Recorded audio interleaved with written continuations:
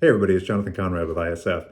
You know, I've been having multiple conversations. We've been remote now for 2 years at ISF, and I know a lot of you continue to be remote, and we all had to go remote at one point or another over the last 2 years. And I have a lot of conversations with other leaders about are we going to stay that way, and how that works and what that looks like. And should we all go back to the office? What do we do with our offices? All of those kinds of questions, and they're all great questions. I can tell you, I've said this before, but ISF is going to remain remote. It's working for us, and I had a lot of people say, "Well, how do you know it's working, right?" And so I wanted to be able to offer a couple of suggestions here.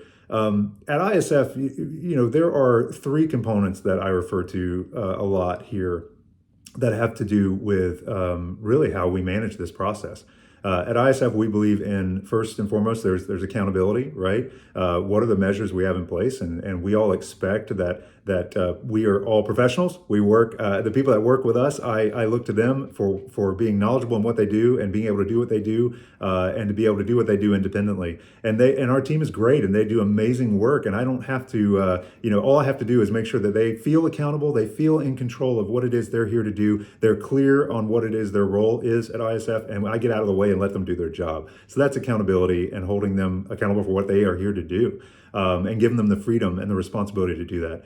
The other is transparency. I think with remote work, as well as really with any, I really believe in openness and transparency and communication, constant communication, talking about what's going on, how the company's doing, what the team looks like, what we're working on next, what our plans are in long term. All of those things are so important to making the team feel engaged. So if it's open happy hours, or just company meetings, or conversations, or games, or we had a Halloween happy hour costume party. I mean, all kinds of things like that to keep people engaged, but to be very open and transparent with everyone. That realism and transparency is critical to success with remote work, as well as any other. And then third, I think this is the most important, that is trust.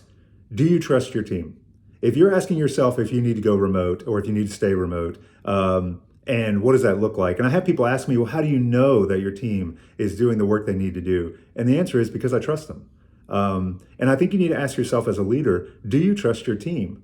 And if the answer is, well, I don't know, or no, then you have to go a little deeper, right? Do you have the team in place that you expect to have as an organization? And more importantly, you as a leader have to do some digging on your own. Why do you struggle to trust?